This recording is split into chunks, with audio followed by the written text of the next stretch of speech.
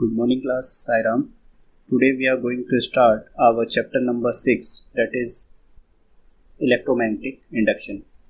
So in this chapter basically we have to cover following topic, that is magnetic flux, then Faraday's experiment, regarding it. Then we have next, that is Faraday's law of electromagnetic induction. After that we will learn Lenz law. And then following topic we will cover in the upcoming lectures. The first topic that we have to learn, that is magnetic flux. So what is magnetic flux? It is basically the number of magnetic lines passing normally through that surface. So basically what we have, suppose uniform magnetic field is given, suppose B is given, and if we have any particular area and or you can say particular plane, and that plane has area A, then total number of magnetic lines passing through that area is called magnetic flux, and measurement of it is given by B dot A. So it can also be defined as the product of area of the surface and the component of the magnetic field normal to the surface. So d phi is basically B dot ds. Like in electric field we have E dot ds. Similarly we have in magnetic field, that is B dot ds. And that dot product basically is written in this form, that is B ds cos theta. Or you can call it BA cos theta also. So we have two types of flux basically here. One is called positive flux. And positive flux means when theta lie between 0 to 90 degree, and second is positive flux we will get if angle is 270 degree to 360 degree. Then 0 degree flux we have, or 0 flux we have when theta is 90 degree basically, and if theta is 270 then also we will get 0 flux, because cos 90 you know it and cos 270 both are 0.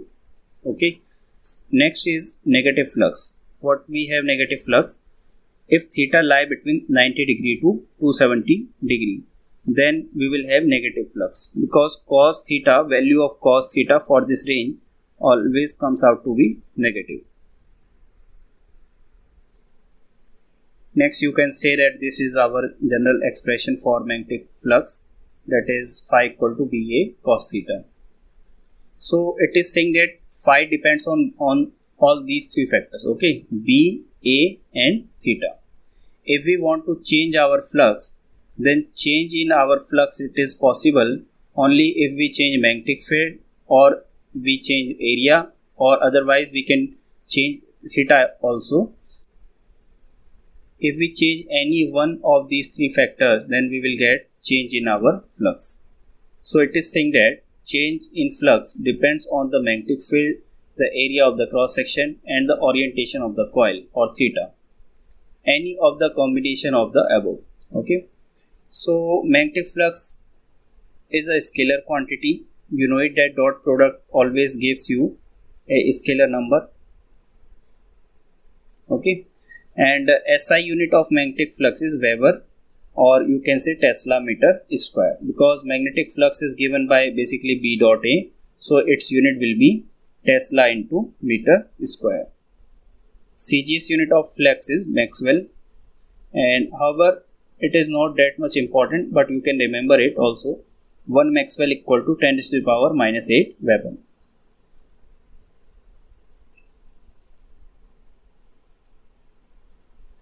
So here we will try to understand what is the strength of magnetic field or magnetic induction. So magnetic flux per unit area is called magnetic flux density or strength of the magnetic field, that is B. Basically this definition is given by the same expression, that phi equal to B dot A, or from here you can say that your magnetic field strength or flux density per unit area, that is called magnetic field. Next we have to learn, that is Faraday's experiment. In Faraday experiment what we have, basically one coil is given, as you can see here, north-south direction. This coil is connected with the galvanometer device, and here we have one magnet. basically what we do, we perform some experiment. We observe that one current flows in this circuit and deflection takes place by the galvanometer. Okay. Second experiment that was performed by the Faraday, suppose if this magnet is moving towards left, then he observed that deflection in the coil again appears, okay, or current flows one more time if it is moving away, but this time direction is different. Like here it is going in upward direction, here current is going to the downward direction. In the next diagram, what he did, he just take the same magnet and he just reverse it. Like in the previous one we had north south, and now we have south and north, and the same activity is performed one more time.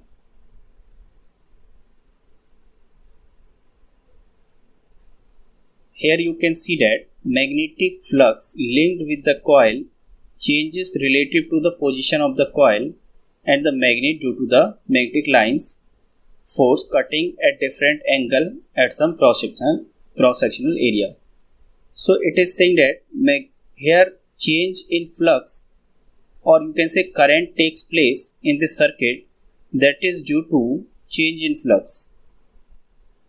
Okay, if your flux is changing, or suppose this magnet is moving towards left, then what we will say that its magnetic line that will go through this solenoid, that line will also change. Okay, and whenever those number of lines will change, or we can say flux will change, that is related to this coil, then we will see deflection in galvanometer, means current will be generated, that is called induced current.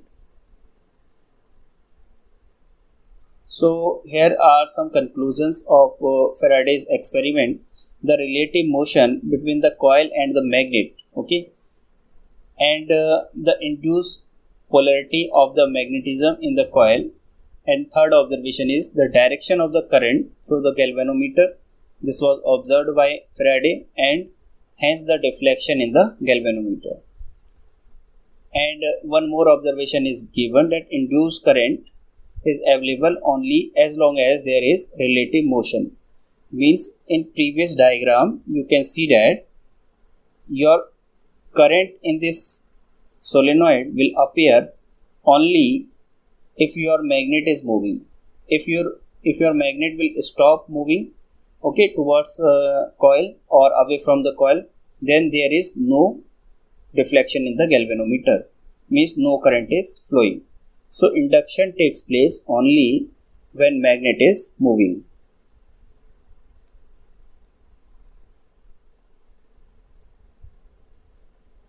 Now we have second experiment of Faraday. What is the second experiment? This time we have one coil like this. This is called primary coil, P for primary coil, and then we have secondary coil. And what we do, we connect our primary coil with the battery, okay, and one key is also connected here. So current will flow from the positive terminal to the negative terminal and outside the battery, okay. As soon as this current flows, one magnetic field will be set up, okay, one magnetic field will be set up inside the solenoid or inside the coil. Then magnetic flux linkage with the secondary coil also changes. This will change, and whenever your magnetic flux change, one deflection takes place in this coil.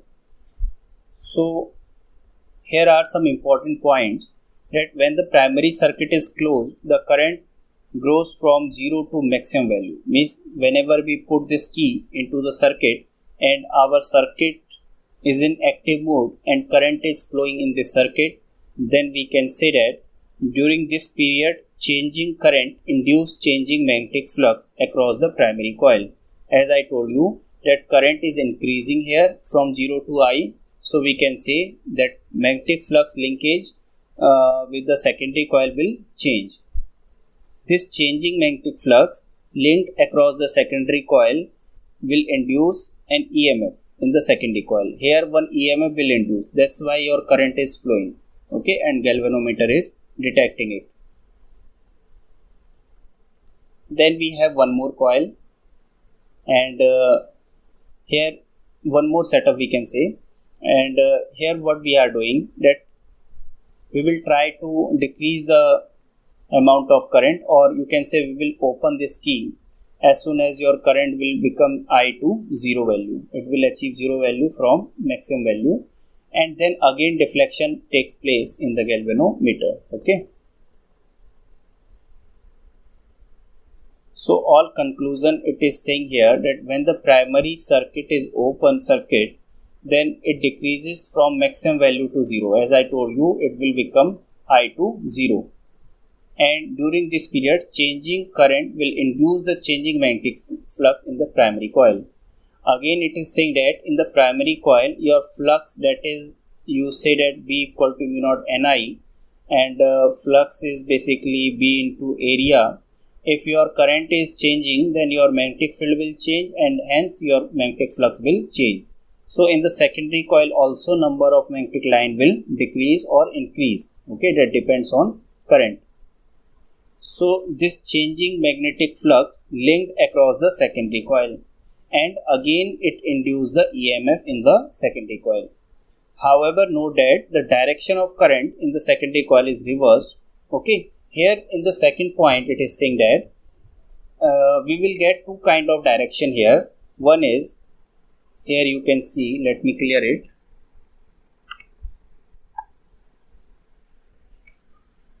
Here you can see that first time in the secondary coil current is moving like this, okay, anti-clockwise, but in the second experiment it is moving in clockwise direction.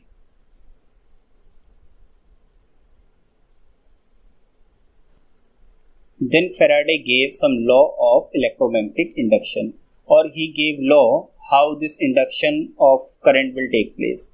First law of Faraday states that whenever there is a change in the magnetic flux linked with the circuit, an EMF and hence a current will induce in the circuit. Okay, as we have already discussed this point by these experiments, that whenever your current or your flux linkage will change related to the secondary coil, then your amount of current will induce or will be generated in the secondary coil. Then second law is very important, and it is useful for determining the magnitude of the induced EMF, and it says that E equal to d phi by dt. Okay, or induced EMF is basically given by minus d phi by dt basically. Okay, this is the second law given by Faraday. It says that your E, or induced voltage, is basically equal to the change in magnetic flux, okay, change in phi, and in a given time interval. With the help of this, we can determine the magnitude of induced EMF. Then for direction, one more law we have, that is called Lenz law. And direction of this induced EMF or induced current is such that it opposes the change that is producing it. It means to say, the direction of induced current is like that it tries to change. Okay, it tries to change, or you can say it tries to oppose the cause of it. Okay, you can remember in this way that if we have two coil and this is our primary coil, then we have our secondary coil that is kept near to the primary. If there is a change in magnetic flux in the primary coil, then direction of induced current will try to oppose it. Okay, and it will flow in such a direction that magnetic field due to the secondary coil will be opposite to the magnetic field produced by primary coil. Here it is saying, if the current is induced due to motion of the magnet, then the induced current in the coil sets itself to stop the motion of the magnet. Okay, If the second statement is that if the current is induced due to the change in current in the primary coil, as I gave this example here, then the induced current is such that it tends to stop the change. Means this induced current will try to oppose the change in the magnetic field. Okay.